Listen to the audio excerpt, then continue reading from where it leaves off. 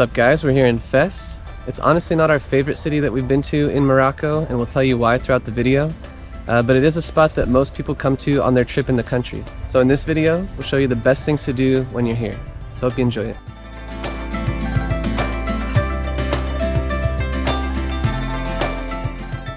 The city of Fez is located in northern Morocco and is commonly referred to as the country's cultural capital.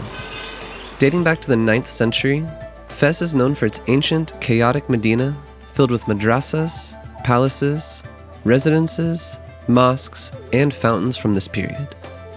It's also home to the first university in the world, according to the Guinness World Records. But besides that, it's also near some other interesting places to visit. In this video, we'll show you the best things to do in and around Fez. Now let's dive in. We are Zach and Ina. We make helpful videos about destinations around the world so you can easily plan your own adventures.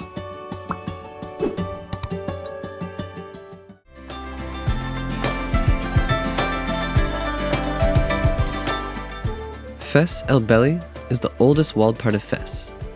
It consists of more than 9,000 narrow alleyways, so it's a true maze.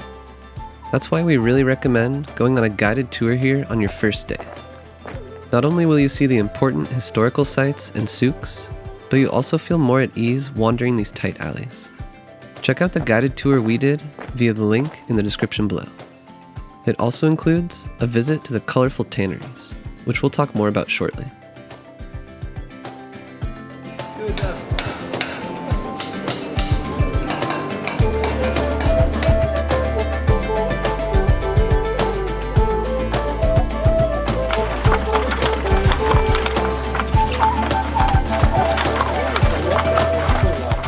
One of the nice things about the old town is that the streets are really narrow, which keeps all of the cars and most of the motorcycles out. So it's less noisy, but at the same time, the streets are so narrow that you really need your Maps.me or Google Maps. So make sure to download those before you come.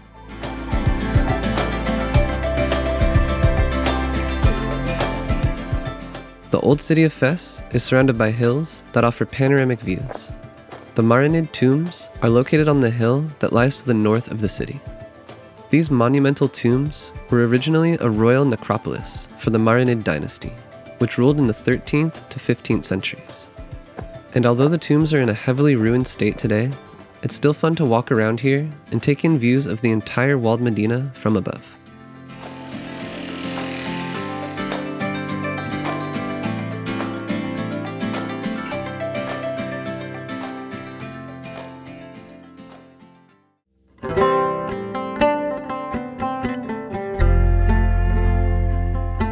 If you need to escape the hustle and bustle of the Medina, then head to the only public garden in the area.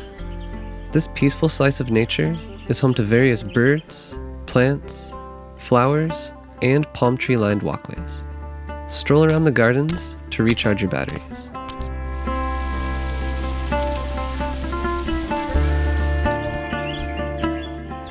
So we finally got to the gardens, which are really peaceful, but to get here was kind of a hassle because we had to walk through the old town, and there's a lot of guys that will stop you and tell you like the streets are closed or something, but it's not true, and they want to guide you and then in the end have some money for it. So that's something we really don't like, and it's best to avoid it by just keep walking and just don't speak to them at all.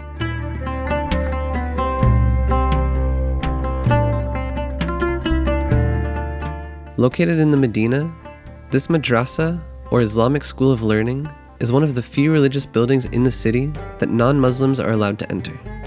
It was constructed in the 14th century, and up until the 1960s, this was an actual functioning theological school. Today, you can admire the beautiful carved woodwork, marble courtyard, mosaic tile work, and decorations for a small entrance fee. We actually wanted to visit more historical sites like this in Fez, but most of them were closed during our visit, unfortunately, which was definitely a letdown for us. But we'll put a list of other things to do in Fez at the end of this video, in case more sites are open when you're there.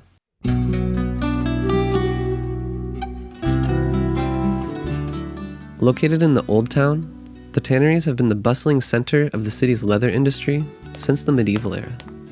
The only way to get the iconic bird's eye views over the dyeing pits is to visit the leather stores surrounding the tannery area.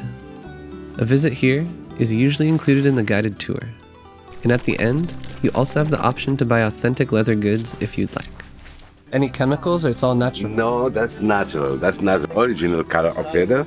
If you oil it with any oil, and become so more you oil, more become more darker.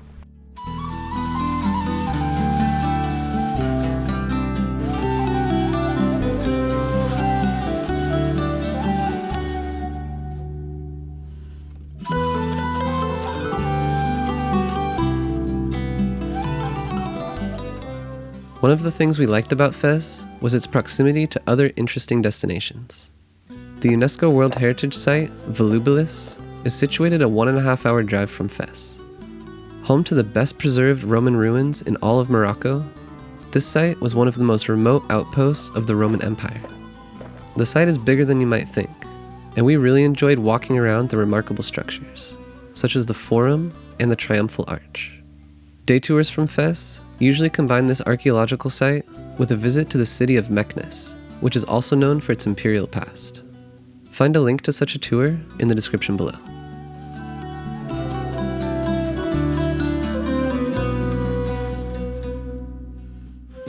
Another great day trip from Fez goes to Chefchaouen, which is a 3.5-hour drive away.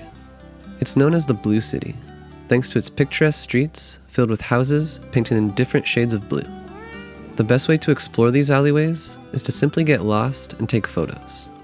But there are some other interesting places to visit there, including the Spanish Mosque for sunset, the washing stations of Ras El Ma, and the Kasbah Museum.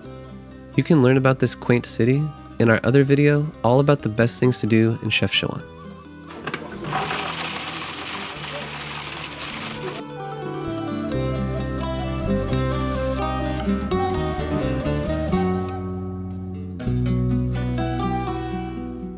As mentioned before, a lot of attractions in Fez were closed during our visit.